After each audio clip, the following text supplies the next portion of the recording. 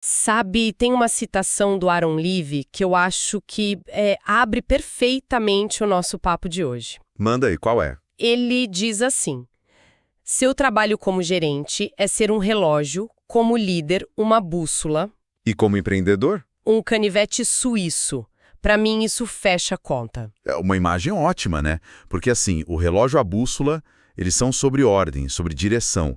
São previsíveis. Exato. Agora, o canivete suíço, ele não. Ele existe para o inesperado. É a ferramenta que você usa para improvisar, para consertar uma coisa de um jeito novo. Pois é. E a pergunta que ficou martelando na minha cabeça, e na sua também eu sei, enquanto a gente lia o material do Alan Mendes, foi essa. Dá para ter essa mentalidade de canivete suíço dentro da máquina pública? Um lugar que, por definição, parece ser todo sobre relógios e bússolas, sobre regras, processos. E essa é a grande questão, porque a gente tem essa imagem, né, do governo como algo lento, burocrático. Sim, engessado. E a nossa análise de hoje, baseada nesse estudo, vai justamente na contramão. A proposta é conectar pontos que parecem super distantes. Tipo, Um servidor inovador lá na ponta, a estrutura de governança do Estado e até os objetivos de sustentabilidade da ONU. então a nossa missão aqui é investigar se essa inovação, de dentro para fora, é só uma utopia ou se ela é, na verdade, a peça que falta para destravar o valor que o serviço público pode gerar para a sociedade. Exato. Vamos mergulhar nisso. E o ponto de partida no material é justamente o indivíduo. O intraempreendedor. Esse conceito, que no fundo é o quê? É empreender dentro de casa, certo? Perfeito. É o servidor ou o gestor que não se conforma com aquele A. Sempre foi feito assim. Sim. Ele busca um jeito melhor de fazer as coisas, de resolver um problema, e sem precisar criar uma startup ou um órgão novo. Ele inova ali, sabe? No seu metro quadrado. Exatamente. Só que aí vem o primeiro grande alerta do texto. E é um soco no estômago, viu? É mesmo? Ele diz que o ambiente é tão poderoso, mas tão poderoso, que pode pegar a pessoa mais criativa do mundo Cheia de gás. e, em pouco tempo, transformá-la num perfeito burocrata. Nossa, isso é muito forte. Quer dizer que não adianta ter a melhor semente do mundo se o solo não ajuda. É isso. A pessoa chega com 1000 ideias e o sistema vai moendo, vai falando não pode, não dá, precisa de um carimbo aqui. E a pessoa desiste. A cultura organizacional engole o indivíduo. Por isso que a discussão não é sobre encontrar heróis, mas sobre construir um ecossistema. O texto é bem claro nisso. E o que precisa para esse ecossistema funcionar? 3 coisas: governança clara, autonomia com responsabilidade e a palavra do dia, accountability, Prestar contas, né? prestar contas pelo que você faz. E o material traz uns exemplos gringos do Ted Geibler e do David Osborne, que são ótimos para tirar isso da teoria. Ah, sim. O primeiro é o dos selos do Elvis Presley. Esse caso é simplesmente genial. O Serviço Postal Americano, uma estatal, precisando de dinheiro. O que eles fizeram? Uma votação popular. Exato, para escolher o design de um selo comemorativo do Elvis. Aquilo virou um evento nacional. E o resultado? Faturaram 1 bilhão e 100 milhões de dólares. Caramba! Mas o pulo do gato não é nem o valor, né? É o porquê. Aí que tá. O pulo do gato é que a maioria das pessoas que comprou o selo não ia usar para mandar carta. Comprou para guardar, para colecionar. Pois é, e o genial é que eles perceberam que um serviço público pode ser também um produto desejável. Não é só sobre entregar a carta, é sobre vender uma experiência, uma memória. Isso quebra totalmente a lógica de que o governo só gasta. Totalmente. E o outro exemplo da certidão de nascimento decorativa vai na mesma linha. Mesma lógica, né? Mesma lógica. A certidão normal, sei lá, custa $9. A mesma certidão com o mesmo valor legal, mas num papel bonito, sabe? Para você emoldurar e pendurar no quarto do bebê, Certo. custa 50. 50. Eles não mudaram o serviço, eles agregaram valor emocional e faturaram com isso. Isso faz parte do que o texto chama de reinventar do governo? É um governo que não se limita a administrar o que já existe, ele cria. Sim, o material lista umas características desse novo modelo. Uma delas é o governo catalisador, ARCO, para o setor privado ou para o terceiro setor. Ele atua como um maestro, não como todos os músicos. Faz sentido. Outra é o governo orientado por missão. Confesso que essa me pegou. A gente está tão acostumado com o foco no processo. No formulário, na regra. E aqui a lógica se inverte. O que importa é o resultado.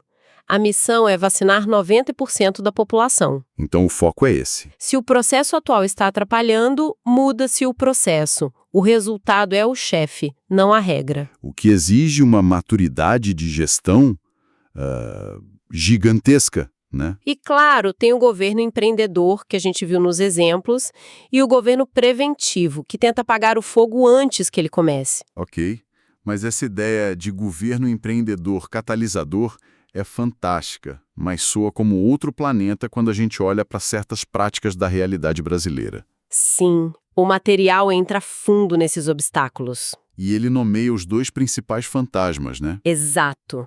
Clientelismo e corporativismo. São o oposto da mentalidade inovadora. São a cola que mantém tudo exatamente como está. E a definição que o texto traz para corporativismo é brutal, né? A defesa cega de uma categoria. O exemplo que ele usa é pesado, de juízes que defendem um colega, mesmo sabendo que a decisão foi um absurdo, só pelo espírito de corpo. Para proteger a classe. Isso cria uma casta intocável. E o clientelismo é a nossa famosa troca de favores, né? A confusão entre público e privado. É a barganha institucionalizada. O político que arranja um cargo para um aliado em troca de apoio. E o texto menciona uma evolução que é quase uma obra de arte da malandragem. O nepotismo cruzado. Exato. Como a lei proíbe nomear o próprio parente, um político nomeia o parente de outro, que em troca nomeia o parente do primeiro. Uma engenharia da fraude. Perfeitamente legal na aparência. É uma luta perdida, então. Como que se constrói um dique para proteger a inovação dessa maré? Então, o material propõe um conceito que, à primeira vista, parece contraintuitivo: o isolamento burocrático. Isolamento? Parece algo ruim. Parece, né? Mas a ideia é justamente criar uma muralha de proteção em volta do núcleo técnico e estratégico do Estado. Proteger de quem, exatamente? Das interferências políticas que não têm foco no interesse público.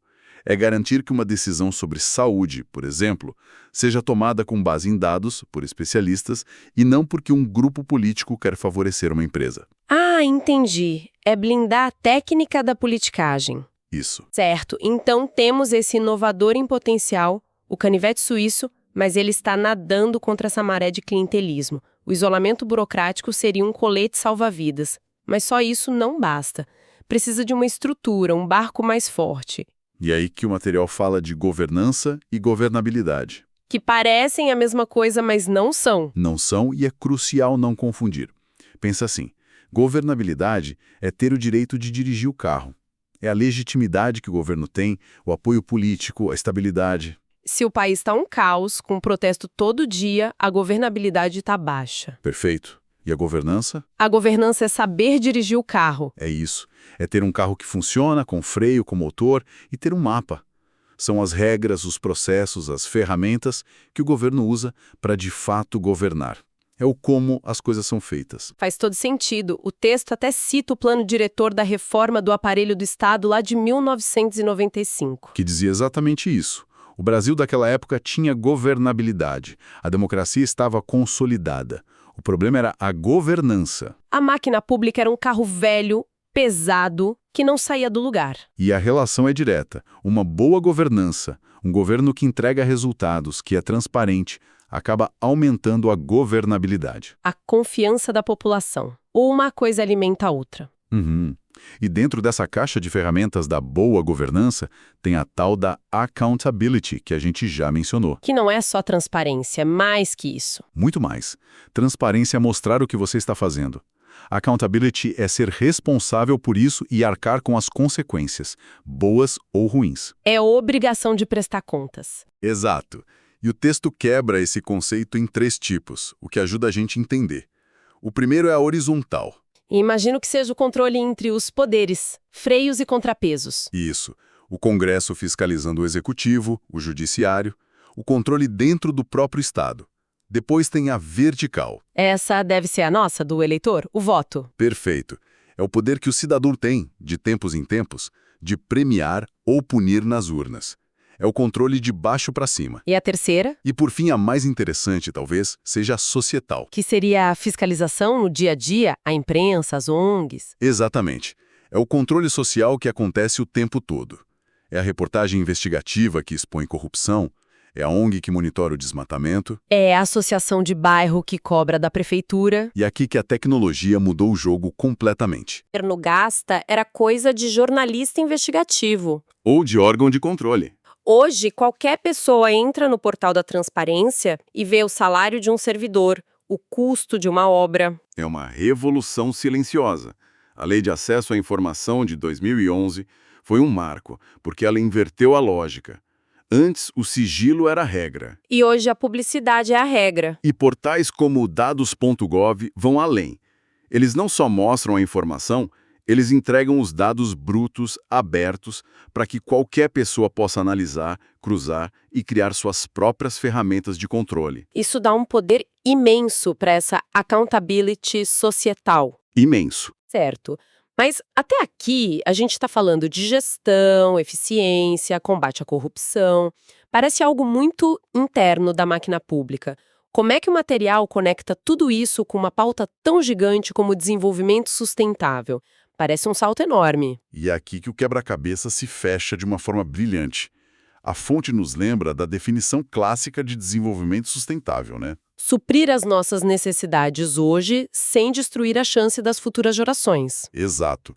E isso só funciona se as três dimensões, econômica, social e ambiental, andarem juntas, de forma integrada. Ok, mas e a conexão com a gestão pública? A conexão vem através da Agenda 2030 da ONU e seus 17 Objetivos de Desenvolvimento Sustentável, os ODS.